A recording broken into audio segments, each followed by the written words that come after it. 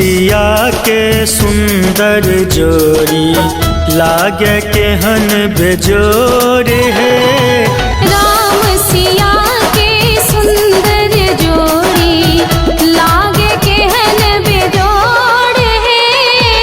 चंद्रमुखी सन सिया धिया थिक, चंद्रमुखी सन सिया धिया थिक।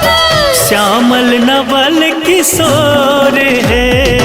राम सिया के सुंदर जोड़ी लागे केहन बेजोड़ है। राम सिया के सुंदर जोड़ी।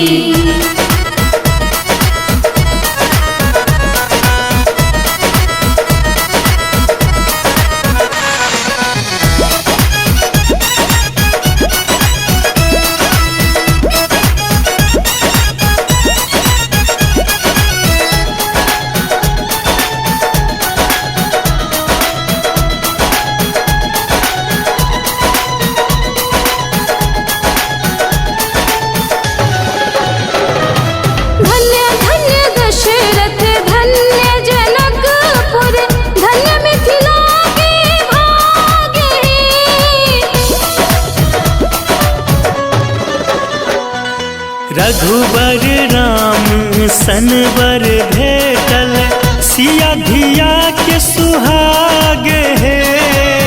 त्रिभुवन पति वर कमल नयन सन, पावल धिया चित चोर है।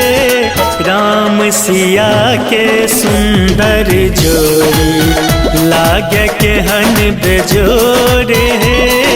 राम सिया के सुंदर जोड़ी लागे केहन बेजोड़ है।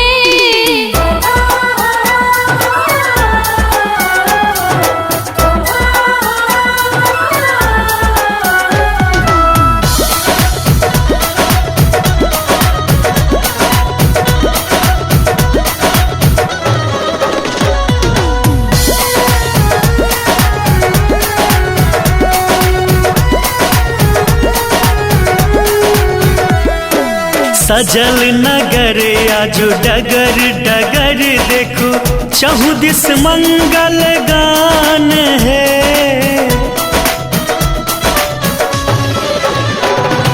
राम लक्ष्मण भरत शत्रुघ्न आयल संग हनुमान है।